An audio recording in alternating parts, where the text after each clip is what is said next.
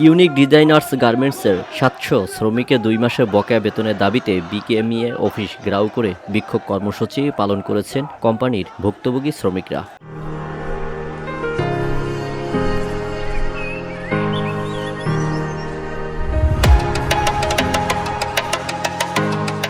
দুপুরে রাজধানীর Bangla motor BKMEA অফিসের সামনে এই বিক্ষোভ করেন কোম্পানিটির শ্রমিকরা। এ সময় তারা বলেন, ইউনিক ডিজাইনার্স লিমিটেডের মালিক ২ মাসের বেতন পরিশোধ না করে কোম্পানি বন্ধ ঘোষণা করেছে, যা অমানবিক এবং আইন বহির্ভূত।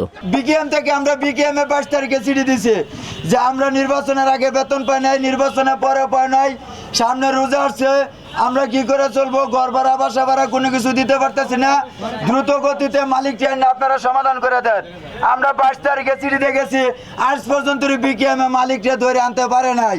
আমরা ২ বছরের ছুটি টাকাও দেয় না আমাদেরকে, উনি আমাদের সামনেই আসে না। কেন আসে না উনি আমাদের সামনে?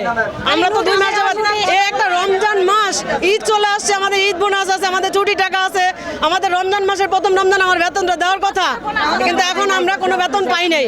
সেটা কেন? সেই জবাব ওনাকে দিতে হবে। ৭০০ শ্রমিক ২ মাস ধরে স্টাফে পায় না, ৩ মাস ধরে। তাহলে আমাদেরও তো সংসার আছে, তাহলে মালিক আমাদের প্রতি কেন এত টর্চার করতেছে? ওনার কি সংসার নাই? উনিও তো ভাত মাছ খায়, তাহলে আমরা কার কাছে যা দাঁড়াবো? আমাদের একটাই দাবি, আমাদের টাকা চাই।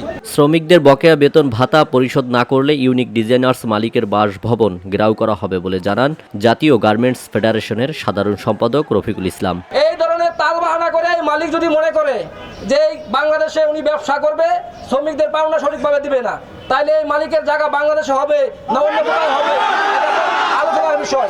আমি সুমন ভাই এবং বিকি মির যারা আছে, আমি বলবো শ্রমিকরাই গাজীপুর ২৭ থেকে এখানে এসেছে, আপনারা, আমরা উপরে যাবো, ১০ জন ৮-১০ জন নিয়ে আমরা যাবো উপরে।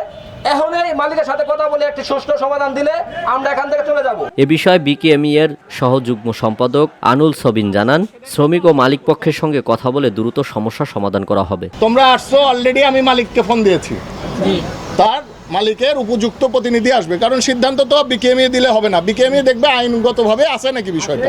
আমি আশা করব যে আমরা যে কোনো ধরনের আরো বড় ধরনের সমস্যারও আমরা সমাধান করে ফেলছি। যদি আমাদের সবার উদ্দেশ্য সঠিক থাকে, আমরা তাহলে কিন্তু আমরা যে কোনো বিষয় সমাধান করতে পারবো। দ্রুত সময়ের মধ্যে বকেয়া বেতন পরিশোধ করার পাশাপাশি অমানবিক কর্মকাণ্ডের দায় ইউনিক ডিজাইনার্সের লাইসেন্স বাতিলের দাবি জানান শ্রমিকরা। আল আমিন এম তাওহীদ, ভিওডি বাংলা, ঢাকা।